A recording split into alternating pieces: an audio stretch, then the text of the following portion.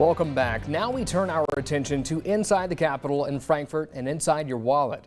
In 2022, Kentucky lawmakers passed a plan to begin a long-term march to a 0% income tax. Then it was 5%. Today it's down to 4%. After the state hit economic triggers first set up when the plan was proposed under 2022's House Bill 8. Last year, the state did not hit economic triggers for another 0.5% cut in 2025, but many lawmakers say the budget passed this year will keep the state's finances on track for another cut in 2026. However, multiple reports this week suggested the goal could be shifting on eliminating the income tax entirely. A 3% income tax is the likely number being discussed by lawmakers, with any further cut possibly affecting the state's ability to financially operate. Jason Bailey is executive director of the Kentucky Center for Economic Policy and has long been opposed to the plan. I think that it's really difficult to eliminate your largest revenue source, to cut your largest revenue source, even small amounts. I'd like to see us really heading the other direction. Most states have a graduated income tax.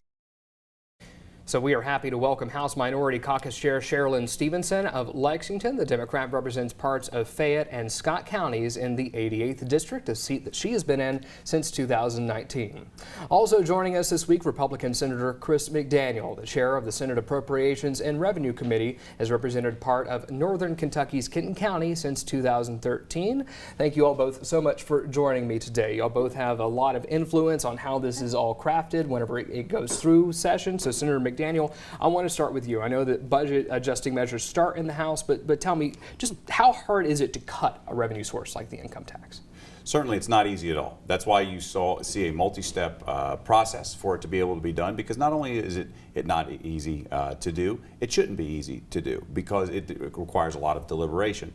But ultimately, we have to remember that government is not the end of what we are striving for. What we are striving for is a healthy economy that works for all Kentuckians, that attracts good jobs for people to participate in. And so consequently, it is an important task, but it is one that takes time. How likely is 3% going to be the final number whenever y'all return to debate on this issue next year? Well, certainly when we come back next year, our only option would be 3.5, and then it would potentially be a vote for 3 in 2026, because we can only go down 0.5% per year.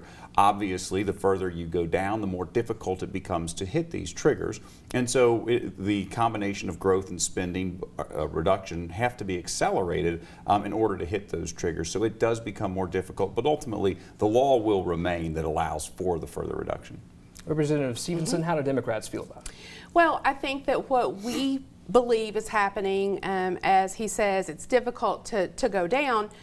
While we are relieved to hear that the march to zero may be coming to a halt sooner rather than later, we believe that we're going a little bit in the wrong direction, just in, as we heard Jason Bailey say, this has long been a huge part of the general fund. It's typically made up about 40%.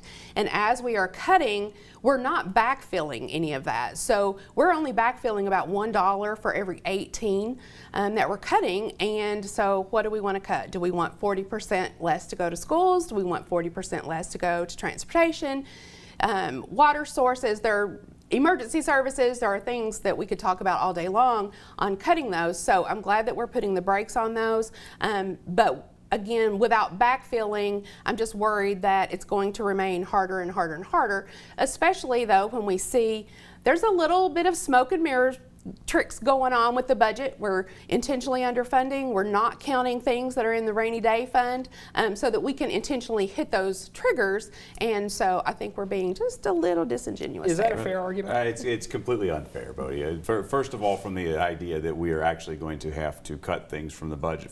Since we began this process, when we were at 6% income tax, we've seen more than $2 billion in new revenue come in to the state's general fund, even though income tax has been reduced. That is a necessary component of the income tax to be reduced. For 2 budgets in a row, we've been praised both from the K-12 segment as well as post-secondary for having record historic budgets for the education segment. Not only that, we've expanded the SEEK formula, we've taken care of gap funding in schools, we've increased the transportation funding for the schools, and so it's just a scare tactic that simply isn't realistic. Secondarily, yes, the monies that came from the rainy day fund as one-time appropriations were not counted towards the triggers, but that's because we had taken in so much excess revenue that not only did we meet the triggers, we also had a tremendous amount of reserves beyond what anyone would think were necessarily healthy, and we made historic one-time investments in every community in this state. Pikeville, Paducah, Lexington, Louisville, Northern Kentucky all saw tremendous investment as a result. Representative Stevenson, 15 seconds, last word.